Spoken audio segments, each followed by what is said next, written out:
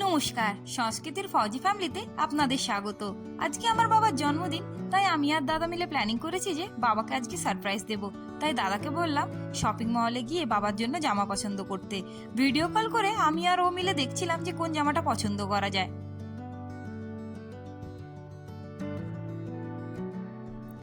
মা, বাবা, দাদা আর আমি আর ও মিলে সেলিব্রেট করবো জন্মদিনটা। মোটামুটি ছোটর উপরে ডেকোরেশনটা কমপ্লিট হয়ে গেল। আসলে সত্যি কথা বলতে, ইচ্ছে থাকলে দূর থেকে হলেও বাবা মায়ের বার্থডে বা তাদের ছোট ছোট ইচ্ছেগুলো পূরণ করা যায়। আগে থেকে কেকটা অর্ডার করে দিয়েছিলাম আমরা। আসলে আমাদের মতো ফ্যামিলিতে আমরা অল্পতেই খুশি থাকি। এখানে এই দিদিটা বলছে যে তোমাকে পুরো তোমার মায়ের মতো দেখতে। এইটা বলায় আমার মা খুব হাসছিল। সত্যি বলতে, যখন কেউ বলে তোকে তোর বাবা বা মায়ের মতো দেখতে, সত্যি মুহূর্তটা খুব সুন্দর লাগে আর কথাগুলোও খুব ভালো লাগে। তারপর বাবা বাড়ি চলে এলো। মা বাবাকে ওই জামাটা চেঞ্জ করার জন্য বলছিল। আমি বললাম দরকার নেই, এই গরমে আবার জামা চেঞ্জ করার কোনো প্রয়োজন নেই।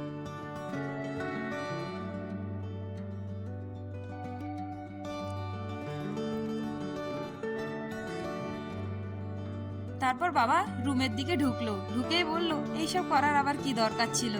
যাই হোক, বাবা বলতেই পারে, কিন্তু আমরা তো আমাদের কর্তব্য করব না।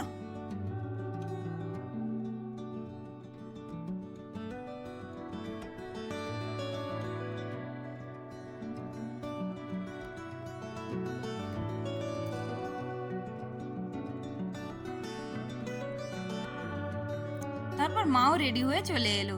কেকটা কাটা শুরু হবে। এবার কেকটা কাটা আস্তে আস্তে শুরু করলো বাবা।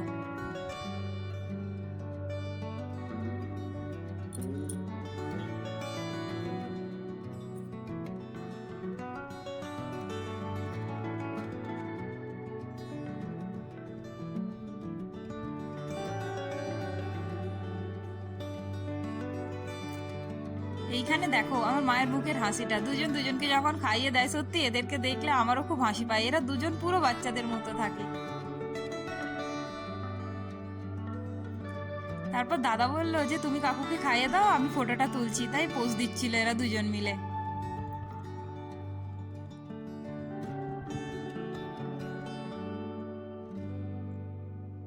এবারে ছিল দাদাকে খাওয়ানোর পালা। তাই দাদাকে বললো তুই ক্যামেরার পাশ থেকে চলে আয়, তোকে আগে খাইয়ে দিই। এই সেই মুহূর্ত যেখানে সত্যি সব থেকে সুন্দর মুহূর্ত, যেখানে বাবা আমাকে খাওয়াচ্ছিল আর সেটা দেখে দাদা হাসছিল। যে জামাটা কিনে আনা হয়েছিল, মা সেটা বাবাকে লাস্টে দিয়ে দিল। সত্যি দিনটা খুবই সুন্দরভাবে আমাদের কাটলো।